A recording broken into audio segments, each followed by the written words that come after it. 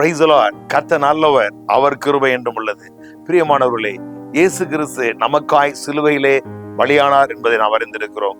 பவுல் சொல்கிற பொழுது, சிலுவையில் அறையப்பட்ட அவரே அன்றி வேறொன்றையும் அறியாதிருக்க தீர்மானிக்கிறேன்.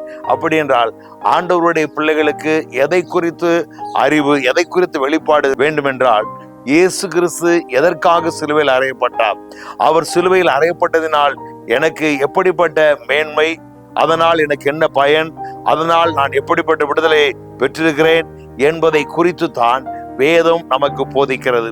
புதிய ஏற்பாட்டு பரிசுத்தவான்களாகிய ஆண்டவருடைய பிள்ளைகளாகி நாம் சிலுவையிலே உண்டான ஆசீர்வாதத்தை நாம் அறிந்து கொள்கிற பொழுது இந்த பூமியிலே நாம் நிச்சயமாக வெற்றியாய் வாழ முடியும். பவுல் சொல்லுகிறார், அதை குறித்து அன்றி வேறொன்றை குறித்தும் அறியாதிருக்க நான் தீர்மானிக்கிறேன் என்று சொல்லி.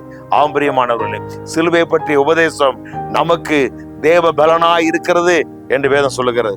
அதனால் நமக்கு விடுதலையும் சமாதானமும் பலனும் உண்டாகிறது. அதிலே ஒரு வசனம் தான் கலாத்தியர் 3ஆம் அதிகாரம் 13-14 வசனம் சொல்லுகிறது, மரத்திலே தூக்கப்பட்ட எவன் சபிக்கப்பட்ட எழுதியிருக்கிறபடி கிறிஸ்து நமக்காய் சாபமாகி நியாயப்பிரமாணத்தின் சாபத்திற்கு நம்ம நீங்களாக்கி மீட்டு கொண்டார் என்று சொல்லி, இயேசு கிறிஸ்து சிலுவையிலே நமக்காய் பலியானதினாலே, அவர் சிலுவை மரத்திலே தொங்கினதினாலே நமக்கு உண்டான நன்மை என்ன?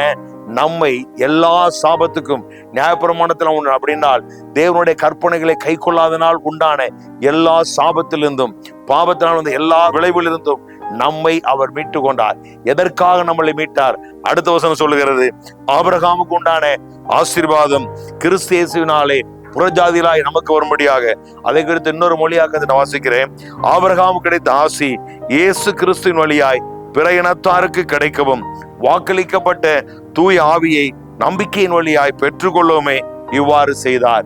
இயேசு நமக்காய் சாபமானதினாலே, இயேசு சிலுவையில் நமக்காய் பலியானதினாலே நாம் சாபத்திலிருந்து மீட்கப்பட்டது மாத்திரமல்ல, புறஜாதிகளாய் நமக்கு ஆபிரகாமுக்கு உண்டான, அப்படி என்றால் உனக்குள் பூமியில் உள்ள அம்சங்கள் எல்லாம் ஆசீர்வதிக்கப்படும் என்ற அந்த ஆசீர்வாதத்தை பெற்று பரிசுத்த ஆவியை குறித்த வாக்குத்தத்தங்களை எல்லாம் சுதந்திரித்துக் கொண்டு இந்த பூமியிலே வெற்றியாய் மகிழ்ச்சியாய் நிறைவாய் வாழ்வதற்காகவே இயேசு சிலுவையில் நமக்காய் பலியானார்.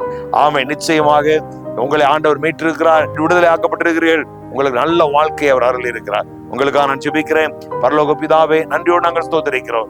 எங்களை எல்லா சாபத்தின் மீட்டு எங்களை ஆசீர்வாதத்திற்கு அதற்காக நன்றி. அந்த ஆசீர்வாதத்தால் ஒவ்வொருவரையும் நிரப்பி என் தெய்வம் நடத்த வேண்டுமா ஜெபிக்கிறோம். இயேசு கிறிஸ்துவின் நாமத்தில் பிதாவே, ஆமென். God bless you. கர்த்தர் உங்களை ஆசீர்வதிப்பாராக.